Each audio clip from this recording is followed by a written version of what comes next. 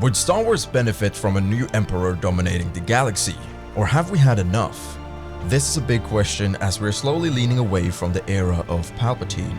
So as many of you guys probably already know, I'm a big fan of Star Wars The Old Republic.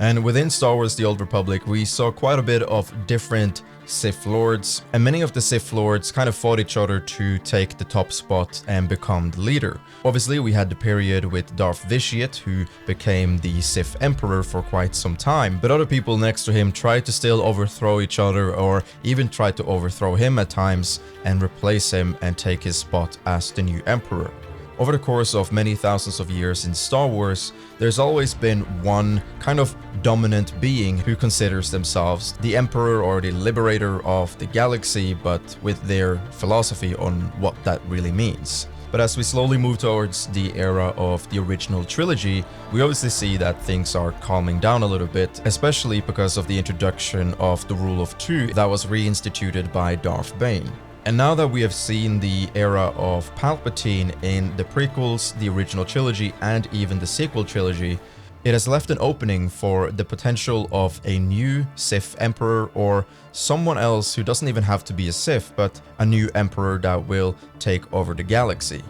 The possibility of this is much more likely now that Palpatine is officially dead after we saw him die in The Rise of Skywalker, unless he for some reason returns once again, which I really hope they just don't do. Like, Palpatine is over, he's been used up after the sequel trilogy, and I think it's time to leave him and let him rest. So then it sparks the question, who will replace Palpatine? Because we know that Thrawn will definitely not succeed in taking over the galaxy, and then we also know that Rey will in some form of manner develop a new era of the Jedi.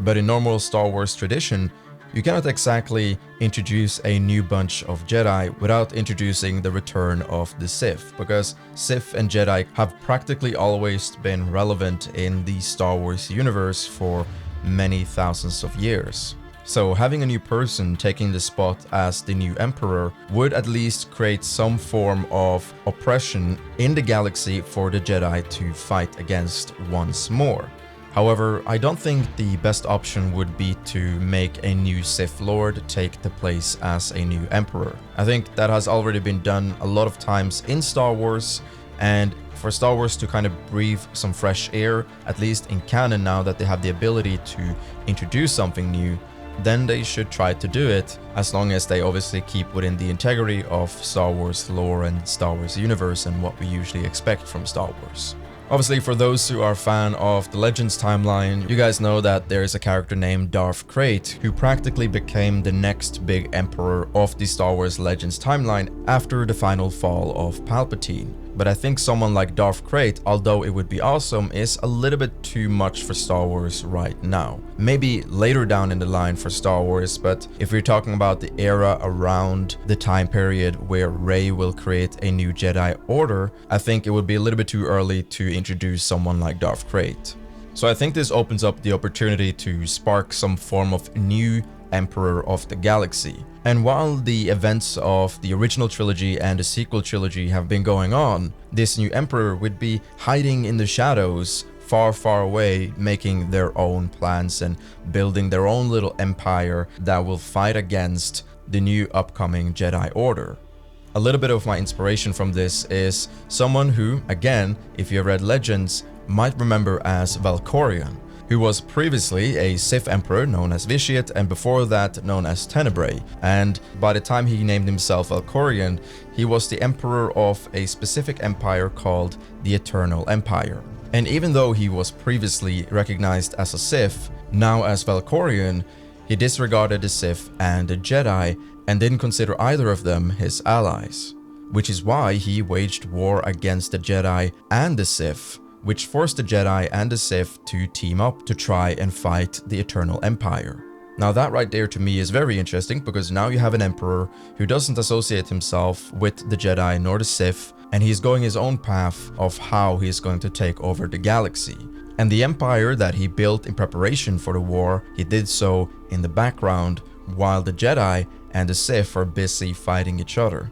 So if we had a new emperor who came kind of out of nowhere and introduced himself as a brand new challenge, this could kind of replicate a little bit of what we had in the Old Republic, which I already mentioned, where the Jedi and Sith team up in order to fight the new emperor. And something like this could be a very interesting twist for Star Wars canon, now that we've had so many eras of Star Wars where we've gotten used to the Sith and the Jedi fighting each other, and now they have to help each other in order to defeat a greater enemy. This would change the future of Star Wars quite significantly, and I think that a lot of people would find this quite interesting, especially because there will be a lot of tension between the Sith and the Jedi while they're focusing on their new future, knowing that once they've defeated this new emperor, will things just go back to normal where the Sith and Jedi fight against each other, or will that alone spark a new era where Sith and Jedi are finally trying to cooperate in some form of manner? But yeah, all of this is just a lot of fan theories and speculation and discussion and